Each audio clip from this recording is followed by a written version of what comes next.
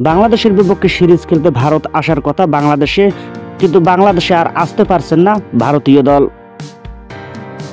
আগামী আগস্টে সাদা বলের ফরম্যাটে সিরিজটি খেলতে বাংলাদেশের আসার কথা রয়েছে ভারতের। 3 ওয়ানডে এবং 3 ম্যাচের টি-20 সিরিজটির সময়সূচিও ইতিমধ্যেই ঘোষণা করে দিয়েছেন বিসিবি। তবে সাম্প্রতিক উত্তেজনায় আসন্ন সিরিজটির ভবিষ্যৎ নিয়েও অনিশ্চয়তা দেখা দিয়েছে। এক প্রতিবেদনে এমনটাই জানিয়েছেন ভারতীয় গণমাধ্যম টাইমস অফ ইন্ডিয়া। সম্প্রতি কাশ্মীরের পেহেলগ্রামে বন্দুকধারীদের হামলায় কেন্দ্র করে নতুন চিরপ্রতিদ্বন্দ্বী ভারত ও পাকিস্তানের মধ্যে চরম উত্তেজনা বিরাজ করছে। যে কোনো মুহূর্তে যুদ্ধ শুরু হয়ে যেতে পারে বলে আশঙ্কা প্রকাশ করেছেন অনেকেই। প্রতিবেশী বাংলাদেশের সঙ্গে বেশ কয়েক মাস ধরে শীতল সম্পর্ক চলছে ভারতের। এর মধ্যে নতুন করে উত্তেজনা আরও বেড়েছে। এমন প্রেক্ষাপটে আগস্টের ভারতীয় ক্রিকেট দলের বাংলাদেশ সফর অনিশ্চয়তার মুখেই পড়েছেন। এই সফর ক্যালেন্ডারের অংশ পূর্ণ নির্ধারিত হলেও এখনও কোনো চূড়ান্ত হয়নি।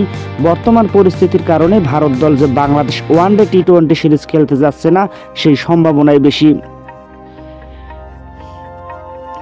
সেই সূত্রের বরাত দিয়ে এমনটাই বলেছেন টাইমস অফ ইন্ডিয়া। এ বিষয়ে জানতে চাইলে গণমাধ্যমকে বিসিবির cricket operation chairman Nazmul Abedin Fahim বলেন, অফিসিয়ালি আমরা এখনো কিছুই জানি না, আমাদের প্ল্যান যেভাবে ছিল সেভাবেই আছে। অবশ্যই আমরা আশা করছি ঠিক সময়ে সিরিজটি হবে। সিরিজটি খেলতে আগামী 13ই আগস্ট ঢাকায় আসার কথা ছিল ভারতীয় দলের। এছাড়া 17ই আগস্ট মিরপুর শেরে বাংলার মাঠে প্রথম ওয়ানডে অনুষ্ঠিত হওয়ার কথা ছিল। ঢাকা ছাড়া চট্টগ্রামও হওয়ার কথা ছিল সেই ম্যাচ। শুধু আসন্ন বাংলাদেশ সিরিজ নয়, চলতি বছরে অনুষ্ঠিতব্য এশিয়া কাপের ভবিষ্যৎ নিয়েও অনিশ্চয়তা তৈরি করেছেন। যদিও এখনও ভারতীয় বোর্ডের আনুষ্ঠানিক কোনো মন্তব্য পাওয়া যায়নি। ভারত বাংলাদেশ সিরিজের পরপরই মাঠে গড়ানোর কথা ছিল এশিয়া কাপ।